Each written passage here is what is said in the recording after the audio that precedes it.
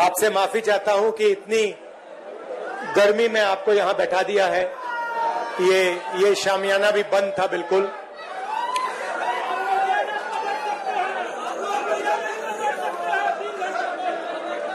कुछ साल पहले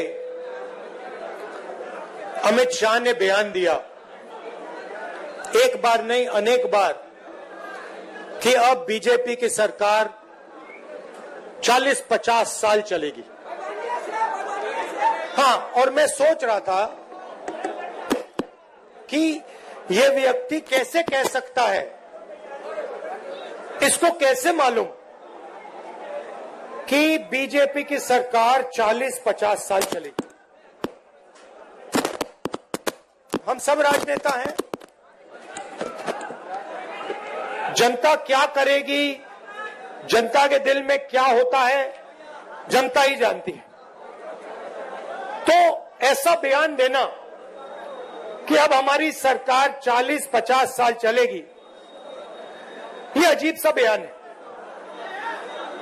और उस टाइम मैंने सोचा था कि इसको कैसे मालूम कि 40-50 साल के लिए सरकार चलेगी। और अब सच्चाई पूरे देश के सामने आ गई है। वो ये बात इसलिए कह सकते हैं कि वो वोट चोरी करते हैं, और ये चोरी इन्होंने अभी नहीं चालू की। मैं आपको बता रहा हूं, एक दिन ये आएगा बाहर। ये चोरी सालों से हो रही है।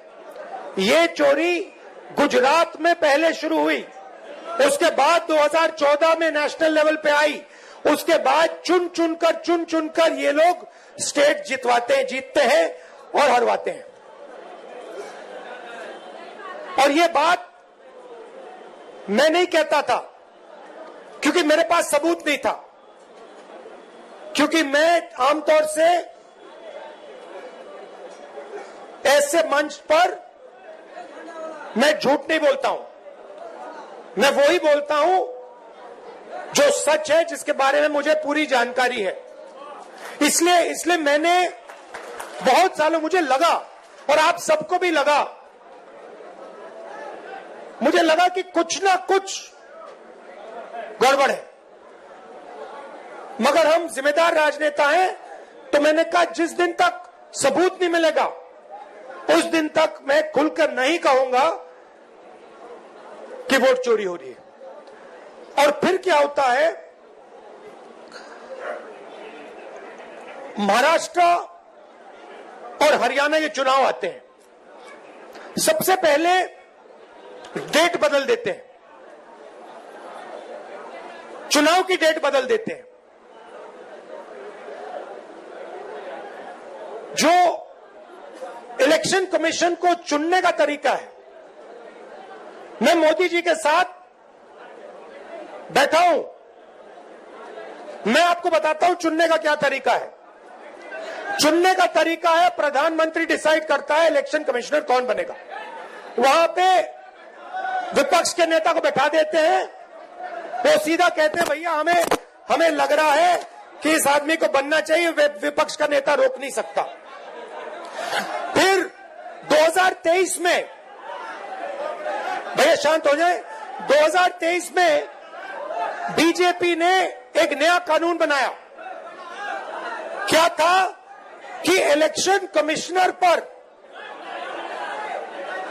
कोई केस नहीं लगाया जा सकता है। आप सोचिए, हिंदुस्तान के सब नागरिक पर केस लगाया जा सकता है। आप कुछ गलत करो, पुलिस आ जाएगी, एफआईआर हो जाएगा। 2023 तक इलेक्शन कमीशन और इलेक्शन कमिश्नर पर केस किया जा सकता था। 2023 में छुपे बीजेपी ने कानून बदला। नया कानून कहता है कि इलेक्शन कमिश्नर पर कोई जुडिशियल कार्रवाई नहीं की जा सकती, कोई केस नहीं लगाया जा सकता। अब आप पूछिए अपने आप से कि ये कानून क्यों बनाया गया? चोरी करवाने के लिए, कि ये लोग बिना डरे चोरी कर पाए।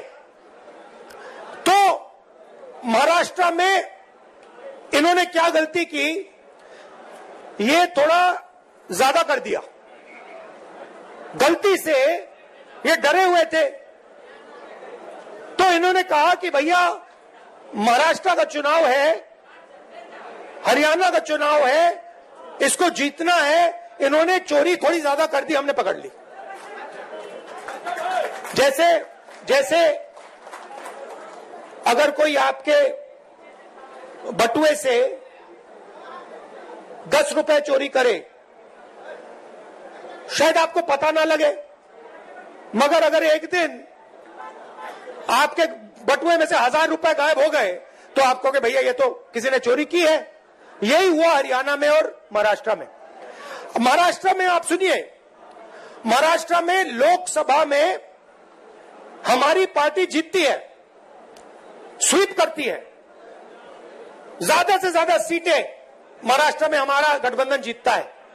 4 महीने बाद हमारी 3 पार्टियां वहां पे, बड़ी बड़ी पार्टियां हैं, गहरी पार्टियां हैं, कांग्रेस पार्टी, एनसीपी, शिवसेना, तीनों मिलकर लड़ रही थी, गायब हो गई। तीनों की तीनों गायब हो गई। मतलब हमें 15 सीट मिल रही है, शिवसेना को, एनसीपी को मिला, सबको मिला के 25-30 सीटें मिल रही हैं। तो हमने पता लगाना शुरू किया। पता क्या लगा कि लोकसभा के बाद इलेक्शन कमीशन ने लाखों, तकरीबन 1 करोड़ से थोड़े कम नए वोटर लिस्ट में डाल दिए। नए वोटर लिस्ट में डाल दिए, और जहां भी नए वोटर आए वहां पे बीजेपी जीती। हमारे वोट कम नहीं हुए। अगर लोकसभा में हमें 100 वोट मिले, विधानसभा में हमें 100 वोट मिले, हमारे वोट कम नहीं होते, बीजेपी के बढ़ते हैं। कहां बढ़ते हैं? जहां नए वोटर आए। और हमने पूछा इलेक्शन कमीशन से कि भैया बताइए ये हैं कौन, ये कहां से आए, इनकी लिस्ट दीजिए हमें। इलेक्शन कमीशन कहता है नहीं देंगे। क्या कर लोगे? हम नहीं देंगे। उसके बाद हमने कहा देखिए वीडियोग्राफी का कानून है, आपने देखा होगा पोलिंग बूथ में वीडियो कैमरा लगे हुए हैं, देखा आपने? हमने कहा चलो लिस्ट नहीं देनी तो वीडियोग्राफी दे दो, हम देखना चाहते हैं कितने लोगों ने वोट किया, कब किया। कहते हम नहीं देंगे। और उसके बाद उन्होंने कानून बदल दिया और कहा कि 45 दिन के अंदर वीडियोग्राफी को रद्द कर दिया जाएगा, डिस्ट्रॉय कर दिया जाएगा।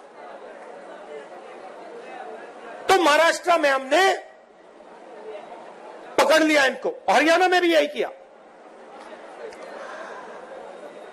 फिर मैंने क्या किया, मैंने कांग्रेस पार्टी के हमारे जो लोग हैं उनसे कहा कि एक काम करो, कर्नाटक में एक सीट में जाकर गहराई से देखो हुआ क्या।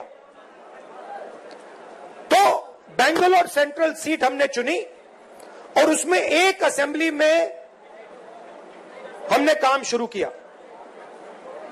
कागज की लिस्ट थी, 8 फुट कागज के, मतलब इतने बड़े, 200-300 किलो के लिस्टें थी कागज की। उसमें क्या करना है? आपका नाम क्या है? हाँ आपका नाम? हाँ, उसमें क्या करना पड़ा हमें? मोहम्मद अख्तर जी का चेहरा लाखों दूसरे चेहरों से फोटोग्राफ को मिलाना पड़ा। मतलब इनकी फोटो देखी और हर फोटो से मिलानी पड़ी। इनका नाम देखा, हर नाम से मिलाना पड़ा। इनका एड्रेस देखा, हर एड्रेस से मिलाना पड़ा। 6 महीने लगे। 30-40 लोग 16-16 घंटे काम किए। हमें पता लगा कि महादेवपुरा असेंबली में 1 लाख फर्जी वोटर थे। कोई वोटर 4-5 बार उसका नाम आ रहा है, इस बूथ में आ रहा है, इस बूथ में आ रहा है, इस बूथ में आ रहा है, उस बूथ में आ रहा है। छोटा सा घर है, 1 बेडरूम का घर है, उसमें 70-80 लोग रहते हैं। जब हमने आदमी भेजा, भाई पता लगाओ इसमें 70 लोग रहते हैं, कहते भैया यहां तो कोई रहता नहीं है, यहां तो 4 लोग रहने। 1 लाख नए वोटर इन्होंने एक असेंबली में ऐड कर दिए। अब सुनिए, अगर आप उस असेंबली को हटा दो, माधेपुर, वो बेंगलोर सेंट्रल में 7 असेंबली हैं, अगर आप उस असेंबली को हटा दो तो 6 की 6 में कांग्रेस पार्टी जीत रही थी। अगर आप वो एक असेंबली जोड़ दो, वो जो 1 लाख वोटर ऐड किए वो सारे के सारे बीजेपी को गए और बीजेपी लोकसभा जीत गई। अब हमने प्रेस कॉन्फ्रेंस की, देश के सामने, दुनिया के सामने,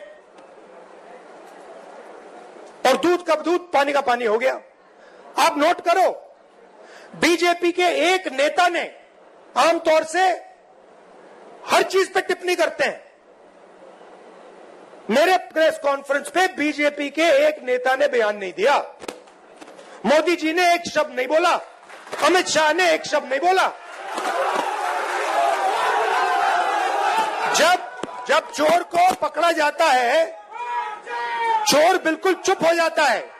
जब पुलिस वाले उससे पूछते हैं क्या किया, बिल्कुल चुप हो जाता है, कुछ बोलता नहीं हो, क्योंकि जानता है कि भैया पकड़ लिया, फंस गया। तो ये हुआ है। अब वोट का क्या मतलब है? आप कहोगे ठीक है भैया, बीजेपी वोट ले गई, वोट बढ़ा दिए, बिहार में 65 लाख वोट कम कर दिए। अच्छा, इनका तरीका मैं आपको बताता हूं। ये क्या करते हैं, ये 65 लाख वोट कम करेंगे और फिर 65 लाख वोट जोड़ेंगे, ये इनका गेम है। तो अब आप भैया माइक तो ठीक कर दो।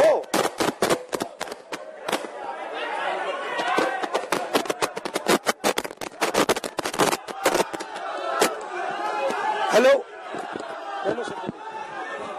जस्ट गेट ये भैया कह रहे हैं कि हिल रहा है इसलिए बाइक नहीं चल रहा। भैया ये बिहार की क्या हालत है कि मेज हिल रही है तो माइक नहीं चल रहा।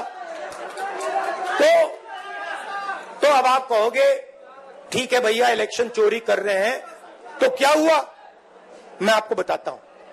देखिए, इस संविधान में लिखा है कि हिंदुस्तान के हर नागरिक को 1 वोट मिलेगा। 2 नहीं मिलेंगे, 5 नहीं मिलेंगे, आधा नहीं मिलेगा, 1 मिलेगा। मतलब अगर दलित है, ईबीसी है, पिछड़े वर्ग के हैं, मुसलमान हैं, हिंदू हैं, जो भी हैं, 1 वोट मिलेगा, 2 नहीं, आधा नहीं। अंबानी जी का जो बेटा है उसे उतने ही वोट मिलते हैं जितने देश के सबसे गरीब बच्चे को मिलते हैं, 1। और वोट को सबसे ज्यादा किसको जरूरत होती है? आप क्या सोचते हो, अंबानी जी को वोट की जरूरत है? कोई फर्क पड़ता है उनको? वोट डाले ना डाले कुछ फर्क नहीं पड़ता। बैंक के दरवाजे उनके लिए खुले हैं, कर्जा माफ उनका खटाखट होता रहता है। उनका बच्चा कहता है भैया मुझे बिजनेस करना है, 2 मिनट में बिजनेस कर सकता है। वोट किसको चाहिए? वोट हिंदुस्तान के गरीब लोगों को चाहिए, क्योंकि इसके बिना आपके कोई अधिकार नहीं है। आजादी से पहले जब आपके पास वोट नहीं था, कोई अधिकार नहीं था। दलितों को कहा जाता था कि भैया आपको हम छुएंगे नहीं, आप यहां अपना चेहरा नहीं दिखा सकते। पिछड़ों को कहा जाता था कि भैया आपकी कोई जगह नहीं है। सरकार में कोई जगह नहीं है, शिक्षा के सिस्टम में कोई जगह नहीं है। ये सारा का सारा जो आया है, ये आजादी के बाद संविधान के कारण आया है। और संविधान क्या है? अगर जिस दिन आपने वोट खत्म कर दिया, उस दिन इसका कोई मतलब नहीं रहता है। जो इसमें जो शक्ति है, ये किताब नहीं है, ये हिंदुस्तान की शक्ति है, हिंदुस्तान की आत्मा की शक्ति है। वो शक्ति इसमें कहां से आती है? वोट से आती है। वोट निकाल दिया तो जो भी इसमें लिखा है उसका कोई मतलब नहीं है, क्योंकि शक्ति नहीं है उसमें, पावर ही नहीं है, दम ही नहीं है। दम वोट से आता है। अब मोदी जी ने पहले कहा, याद रखिए, ये जो आरएसएस के लोग हैं, ये तिरंगा को सलूट नहीं करते थे, ये नहीं करते थे। अभी खड़े हो जाते हैं ऐसे, मगर दिल अंदर दूसरा करता है, क्योंकि ये जानते हैं कि ये जो किताब है ना, ये पिछड़ों को, ईबीसी को, दलितों को, गरीब जनरल कास्ट के लोगों को, महिलाओं को आगे बढ़ाने की किताब है, उनके अधिकार की किताब है, और वो अधिकार नहीं देना चाहते। तो ये इसको चुनाव में इन्होंने कहा, बड़े बड़े नेताओं ने कहा, हम संविधान को बदल देंगे, बदल देंगे। और हमने कहा ऐसे नहीं होगा, सपने मत देखो, संविधान को कोई शक्ति नहीं बदल सकती।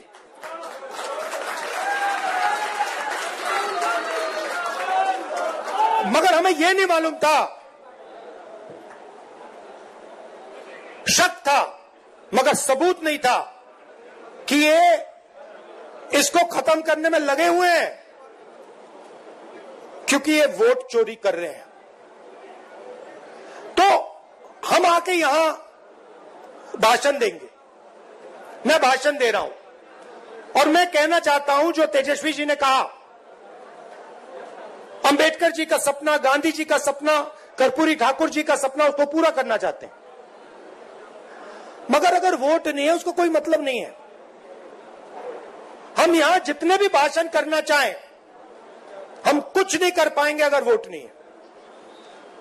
मैंने भाषणों में कहा, भैया 50% की जो दीवार है रिजर्वेशन की, उसको हम तोड़ देंगे, बिना वोट के नहीं तोड़ सकते, सवाल नहीं उठता। हम मतलब भाषण देते रह जाएंगे।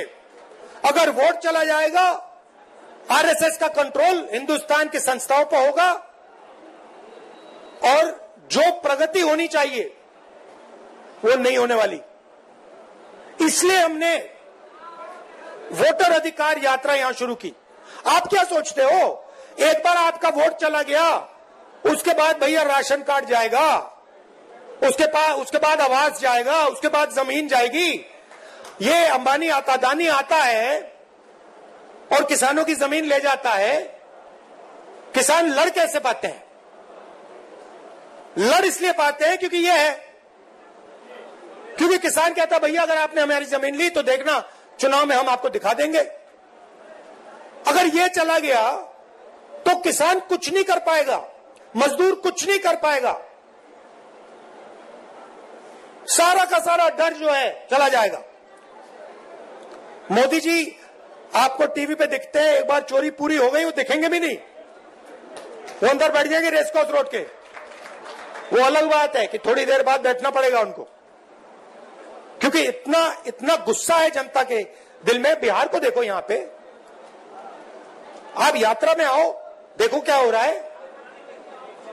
मतलब लाखों लोग आ रहे हैं, कह रहे, बच्चा बच्चा कह रहा है वोट चोर, वोट चोर, वोट चोर। अच्छा, बच्चे को समझ आ गई बात। मेरे पास बच्चे आ रहे हैं, कान में कह रहे हैं वोट चोर, वोट चोर है, वोट चोर, मोदी वोट चोर है, और मीडिया वालों की बात समझ नहीं आ रही। अच्छा, इनसे पूछना, एक बात पूछना इनसे, अभी मीटिंग के बाद इनसे पूछना, भैया एक बात समझाइए, ये जो आपके एंकर हैं, ये जो आपके एडिटर हैं, इनमें ईबीसी, ओबीसी, दलित क्यों नहीं दिखाई देते? ये जो बड़े बड़े रिपोर्टर हैं, ये करते हैं, टॉक शो करते हैं, डिबेट करते हैं, इनसे पूछिए भैया 90% आबादी इसमें है क्यों नहीं? एक आपको ओबीसी नहीं मिलेगा, एक दलित नहीं मिलेगा, एक बैकवर्ड नहीं मिलेगा, नहीं मिलेगा, पूछ लो, एक नहीं मिलेगा। ये भैया आपकी आवाज नहीं है, ये बात याद रखिए, ये नरेंद्र मोदी की आवाज है, इनकी गलती नहीं है बेचारों की।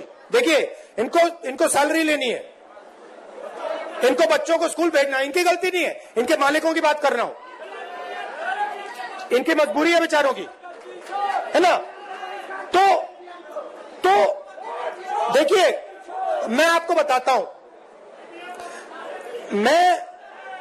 मुझ में अजीब सी बात है, जब मैं छोटा सा था तब से, जब मैं मन बना लेता हूं ना कि ये करना है, बस गया काम, वो होगा। और मैं बता रहा हूं, मैं मतलब आधा काम नहीं करता हूं। मैंने कहा था कि जमीन अधिग्रहण बिल होगा, आधी कांग्रेस पार्टी खिलाफ खड़ी हो गई थी, मैंने कहा भैया आप करो जो करना है, ये होगा, मैंने करवा दिया। तो मेरा कहना है, एक बात आप लोग समझ लीजिए कि 90% जो लोग हैं, तकरीबन 50% बैकवर्ड कास्ट में आते हैं, उसमें ईबीसी है, ओबीसी है, तकरीबन 15% दलित हैं, उसमें महादलित भी हैं, तकरीबन 15% माइनॉरिटीज हैं। नहीं, बिहार की बात नहीं कर रहा हूं, देश की बात कर रहा हूं। और आदिवासी तकरीबन 9%। सबको जोड़ लो 90% हो जाता है। और मुझे क्या दिख रहा है कि इस देश में 90% को कुछ मिलता ही नहीं है, आप देखते रह जाते हो। तो आने वाले समय में